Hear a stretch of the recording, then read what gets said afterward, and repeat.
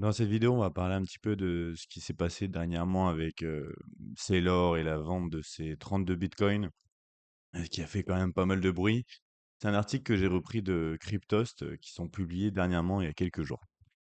Donc, en fait, stratégie, ce qui s'est passé, c'est qu'il a vendu 32 bitcoins et ça a fait beaucoup parler.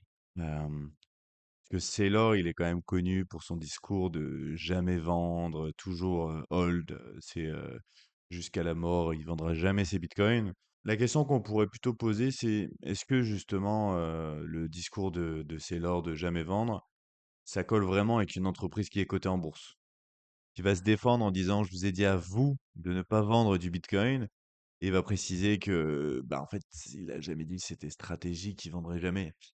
C'est un petit peu malin, on va dire, sa défense, parce qu'il va séparer les 2 choses. Et bah, le conseil qu'il a donné aux particuliers et bah, les décisions prises par l'entreprise. Forcément, tout ça, ça peut quand même faire tiquer, grincer des dents, parce que bah, dans l'esprit de beaucoup de gens, c'est Michael Saylor, il hold et il vend pas. Donc même une petite vente, ben, ça peut donner une grosse impression de contradiction. La séquence complète, au 1er juin, il vend ses 32 bitcoins pour 2,5 millions de dollars. C'est annoncé. Pendant ce temps, il y a eu un retracement et entre le 1er et le 7 juin, il y a eu un rachat de 1550 BTC pour 101 millions de dollars. Donc le bilan net, c'est qu'il a eu 1518 bitcoins en 2 semaines. Donc au final, ça, c'est quand même bien tombé. Je pense que peut-être c'était un petit peu la chute, l'annonce qui a fait chuter un petit peu le cours, mais pas que. Donc au final, il a vendu 32 pour racheter beaucoup plus pendant la baisse.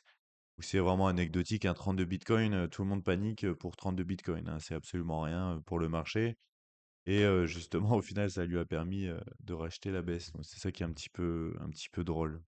Malgré tout ça, MicroStrategy est toujours le premier détenteur de Bitcoin au monde, avec 845 000 Bitcoins détenus.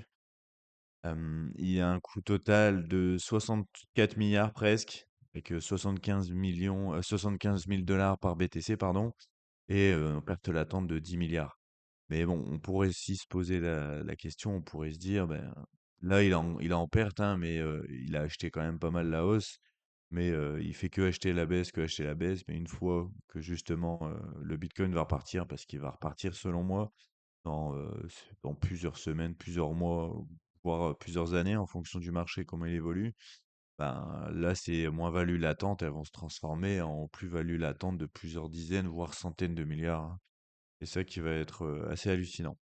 Ça peut poser aussi des petits problèmes, on va dire, en termes de centralisation de certains acteurs. Donc pourquoi l'entreprise a vendu 32 bitcoins? Bah, c'est parce qu'il y a eu un ajustement de trésorerie. Stratégie, ils ont plusieurs moyens de lever de l'argent pour acheter du bitcoin ou financer le modèle. Donc, de mon point de vue, c'est pas forcément une mauvaise chose que Stratégie puisse vendre une partie de ses bitcoins parce que bah, ça va être important pour gérer la trésorerie. Et je trouve que si l'entreprise elle disait bah, on vendra jamais, nous on garde tout jusqu'à la mort, bah, en fait, si elle est forcée de vendre dans un moment de stress où le bitcoin il chute drastiquement, bah, en fait, ça peut créer des mouvements de panique bien plus conséquents, hein. Parce que 845 000 bitcoins, c'est à peu près 4% de toute la supply en circulation, tous les bitcoins en circulation. Donc, c'est quand même pas rien si Stratégie est obligé de vendre.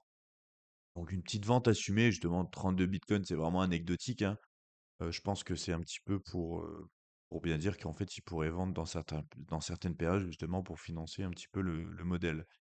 Parce que, bah, c'est une entreprise, c'est ça qu'il faut pas oublier en fait. C'est une entreprise, ils ont des obligations, elle a des obligations financières et bah, en fait, c'est pas pareil qu'une vente forcée en pleine panique.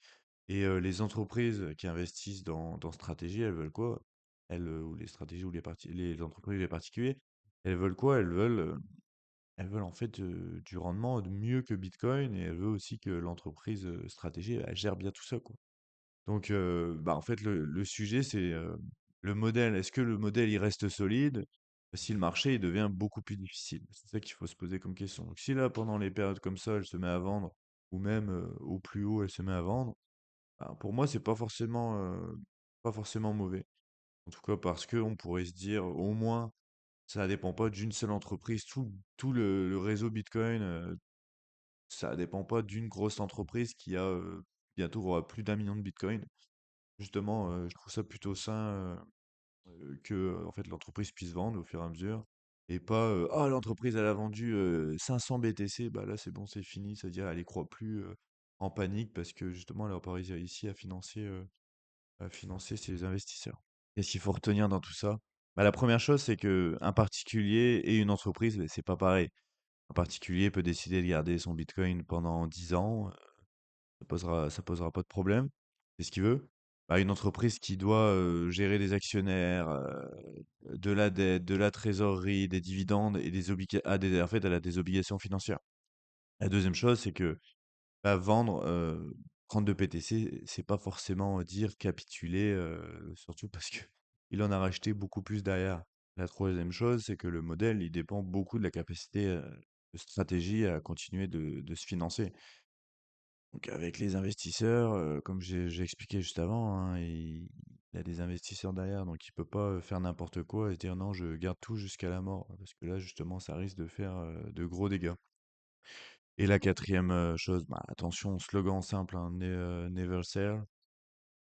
C'est facile à retenir, mais c'est justement, je trouve, des fois, on a tendance à coller des étiquettes un petit peu aux personnages comme ça.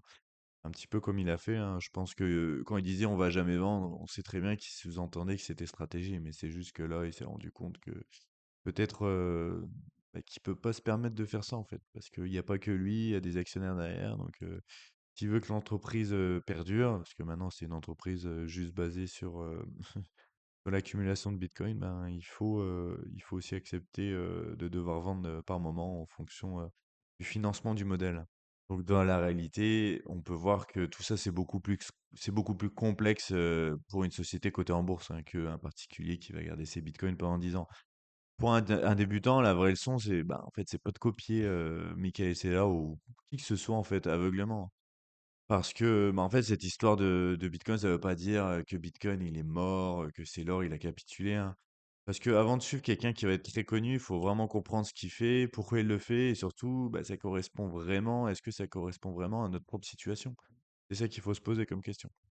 Si tu as des idées de vidéos, de sujets que tu veux que je traite, n'hésite pas à le mettre en commentaire. Sache également que j'ai créé un e-book spécialement pour les débutants en crypto-monnaie. Donc, si ça t'intéresse, tu as juste à cliquer sur le lien en description, tu mets ton prénom, ton adresse mail, tu vas recevoir ça directement dans ta boîte de réception.